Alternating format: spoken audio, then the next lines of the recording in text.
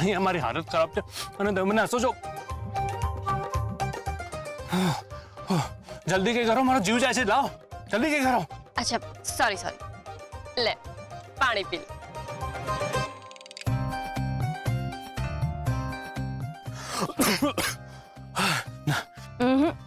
એનાથી કઈ નહીં થાય. તો હાલો આ ખાવ તો જ અસર થશે.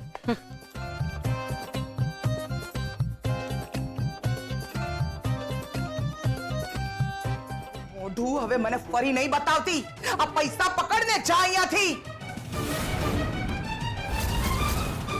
અરે પૈસા માટે થઈને કોઈ બીજાના પતિને પોતાનો પતિ કહેવા માટે તૈયાર થઈ ગઈ. ઘોર કળિયુગ છે. એવું નથી લજ્જા આંટી.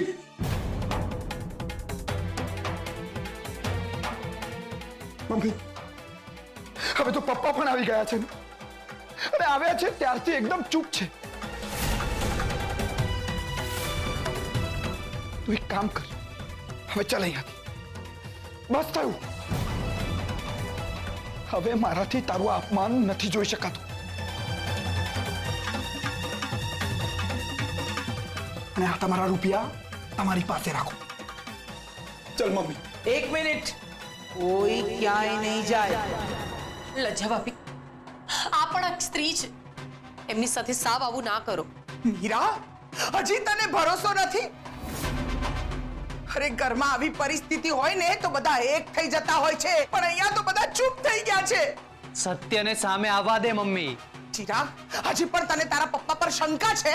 શંકા નથી કરતો, પણ મારું માનવું એવું છે કે દરેકને પોતાનો પક્ષ મૂકવાનો મોકો મળવો જોઈએ. તું આટલો નફ્ફટ હોઈશ મેં નહોતું ધાર્યું.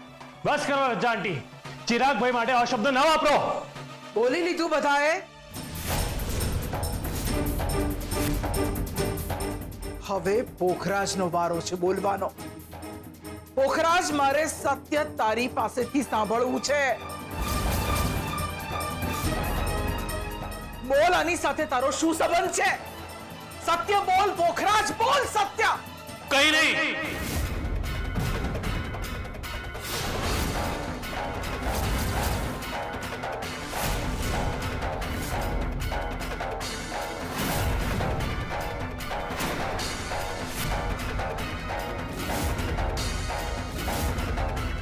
અજય કેસે ખોટું કે છે?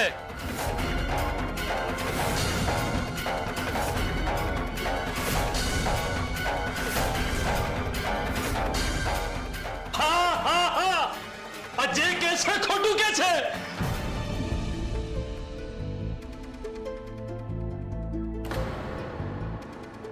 સાંભળ્યું? સત્ય શું છે એ સાંભળ્યું તે? તું જ કહેતી હતી ને કે તું ખોટી સાબિત થઈશ તો હું જેમ કહીશ એમ તું કરીશ. કહ્યું તું ને તે? એક મિનિટ.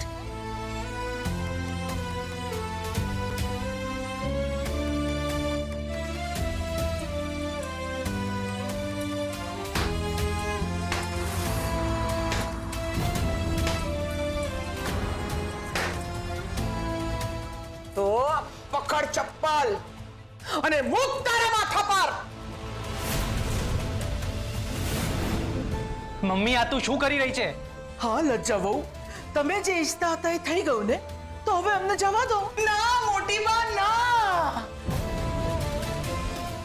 આ લોકોએ મારા પતિ પર આક્ષેપ મૂક્યો છે. આ લોકોને જવાબ આપ્યા વગર કઈ રીતે જવા દેવાય? અનસુયા, તું તારા મોઢેથી જ બોલી હતી ને કે તું ખોટી સાબિત થઈશ તો હું જેમ કહું એમ તું કરીશ. તો હું કહું છું તને, ये આ ચપ્પલ અને મૂક તારા માથા પર.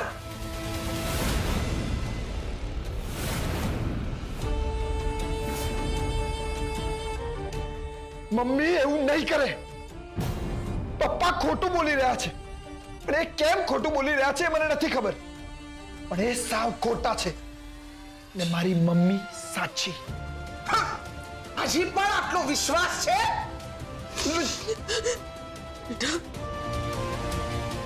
તું બાજુ માર. જ મારી સજા છે.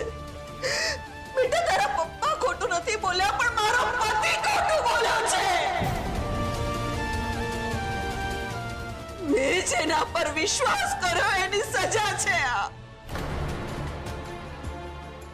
એક ખોટા વ્યક્તિ માટે મેં મારા જીવનના આટલા વર્ષો બરબાદ કરી નાખ્યા એના માટેની.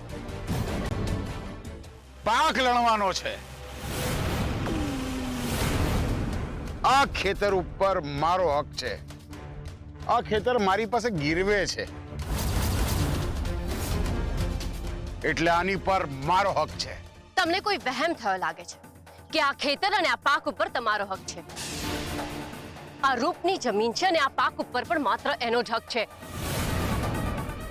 અમે અમારો હક નહીં જવા દઈએ. આ પાક ઉપર તમારો હક છે ને, તો એક કામ કરીએ, આ પાકને બાળી નાખીએ. ન પાક રહેશે ન તમારો આના ઉપરનો હક. બરાબર ને મિત્રો? બરાબર છે. આ પાક અમને આપી દો, નહીં તો એમને સળગાવી મારીશું. અમે આ પાક સાથે બળી જઈશું પણ આ પાકને કંઈ જ નહીં થવા દઈએ. એમ તો જોઈએ કોણ શું કરી શકે છે. ચલો ભાઈઓ, બાળી નાખો પાક.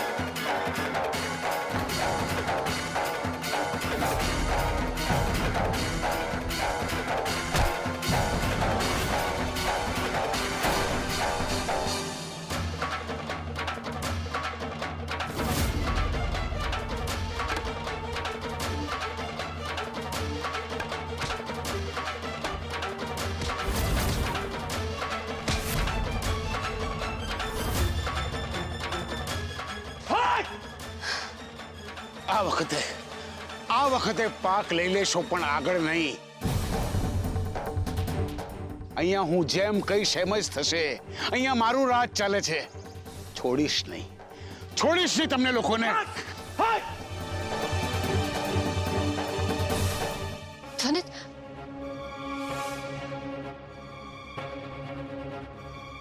ધનિત, સરગમ તું ઠીક છે ને? હું તો ઠીક છું પણ તને કેટલું વાગ્યું છે? એ બધું ઠીક થઈ જશે પણ આ લોકો બહુ જ ખતરનાક છે. આપણે આ લોકોથી બચવું પડશે. આ વખતે આપણે પાક બચાવી લીધો પણ દર વખતે નહીં બચાવી શકીએ. આપણે એવું કંઈ કરવું પડશે જેથી રૂપ અહીંયા પાક વાવી શકે અને શાંતિથી રહી શકે.